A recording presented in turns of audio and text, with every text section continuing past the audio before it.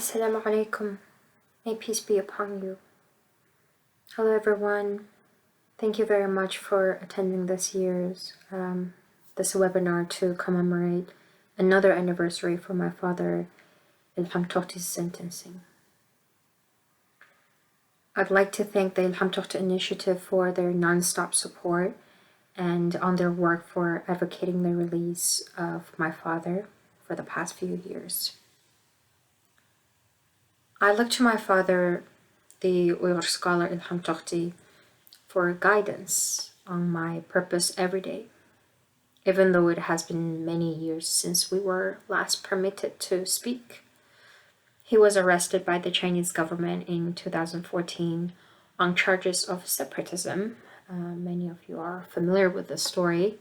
He was charged for separatism after dedicating his life to speaking up for justice as a public intellectual and author.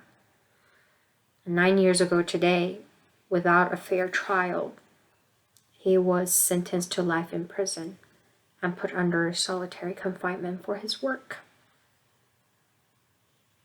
I feel his presence within me as I carry the torch of his advocacy for marginalized people in China and around the world. And in my homeland, the Uyghur region, Uyghurs like me and other Turkic and Muslim majority peoples are being subjected to an ethnic cleansing campaign that includes mass detention, abuse, and systematic state-sponsored forced labor.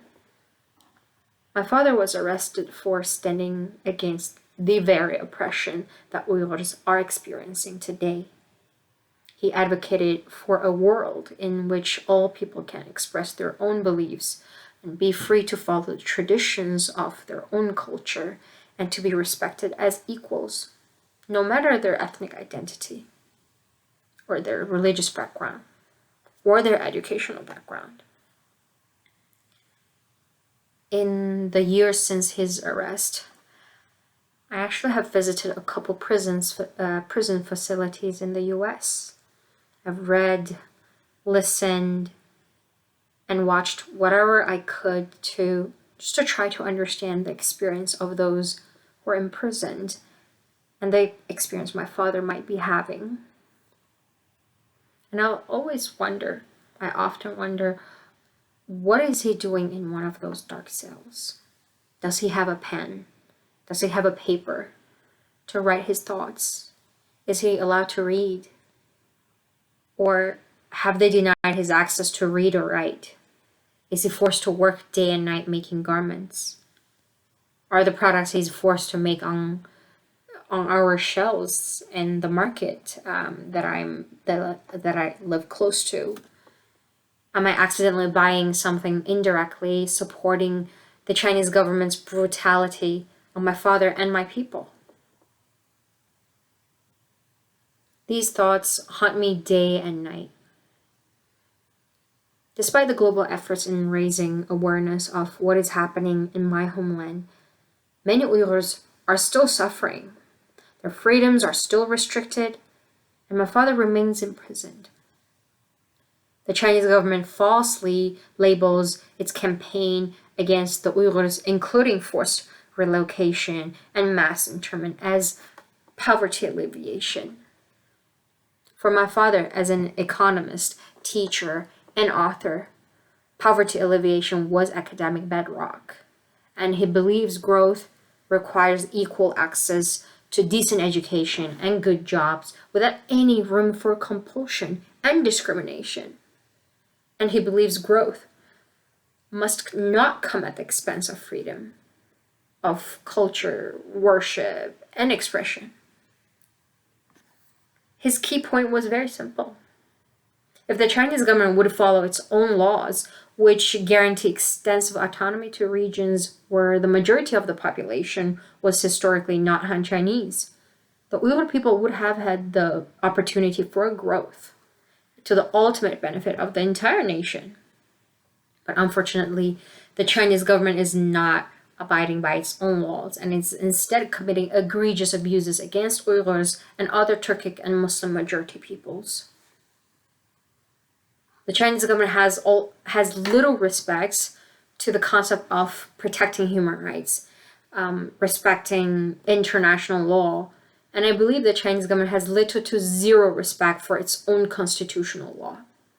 Otherwise, the kind of draconian, unimaginable sentence and treatment that my father had to face wouldn't have continued to be meted out against other intellectuals and or anyone who dares to think independently. Another year has passed. I still don't know where my father is. And I still have no idea whether my dearest father is even alive. My brothers barely remember the warmth of a father's hug, as my father was ripped from them when they were at such a young age. On the 9th anniversary of my father's imprisonment,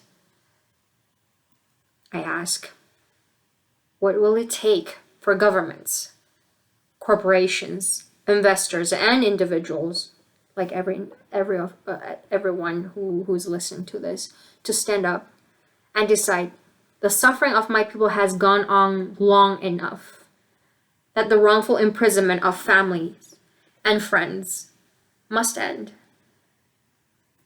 As a daughter of Ilham Tohti, a man who has lost his freedom for believing in freedom and equality for all people, I live in fear at all times.